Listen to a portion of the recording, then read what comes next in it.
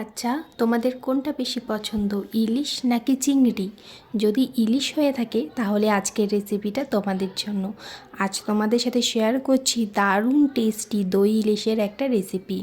তো দই ইলিশ বানাবার জন্য প্রথমে একটা এখানে মশলা বানিয়ে নিয়েছি, যেটাতে আছে একটা পেঁয়াজ, 7 থেকে 8 কোয়া রসুন, হাফ ইঞ্চি আদা আর একটা কাঁচা লঙ্কা। এবার কড়াইতে দিয়ে দেবো সর্ষের তেল। তেল গরম হলে দিয়ে দেবো কালো জিরে ফোড়ন, তারপরে অ্যাড করে দেবো বেটে রাখা মশলাটা। এবার মশলাটাকে ভালোভাবে এটাকে ভেজে নেব যতক্ষণ না মশলা থেকে তেল ছেড়ে আসছে।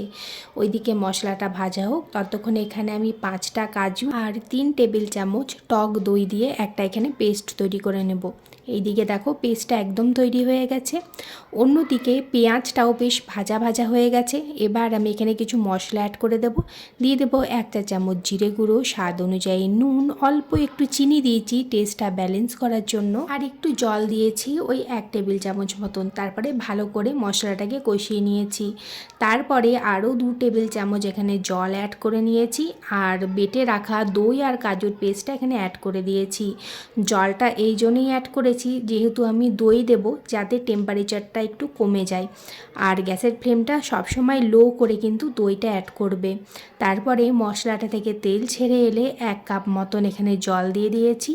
ঝোল ফুটে উঠলে একে একে ইলিশ মাছগুলোকে দিয়ে দেব, আর তারপরে ভালো করে ঝোলের সঙ্গে মিশিয়ে নেব। দিয়ে দিয়েছি একটা কাঁচা লঙ্কা।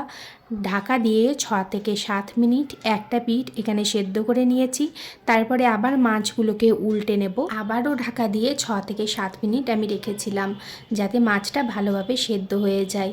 এইদিকে দেখো মাছটা একদম রেডি হয়ে গেছে। আমি না ইলিশ মাছ কখনো ভেজে আমি রান্না করি না, সবসময় কাঁচা ইলিশ আমি রান্না করার চেষ্টা করি। তাতে ইলিশ মাছের স্বাদটা না আরও বেশি বেশি করে পাওয়া যায়। সত্যি কথা বলতে আমার একটা ভুল ধারণা ছিল যে পেঁয়াজ রসুন দিয়ে ইলিশ মাছ বানালেই ইলিশের স্বাদটাই থাকে না। আসলে কিন্তু সেটা নয়। এই মাছটা বানাবার পর থেকে আমার মনে হয়েছে আমি আবারও একবার এই রেসিপিটা ট্রাই করব, এত টেস্টি হয়েছিল এটা।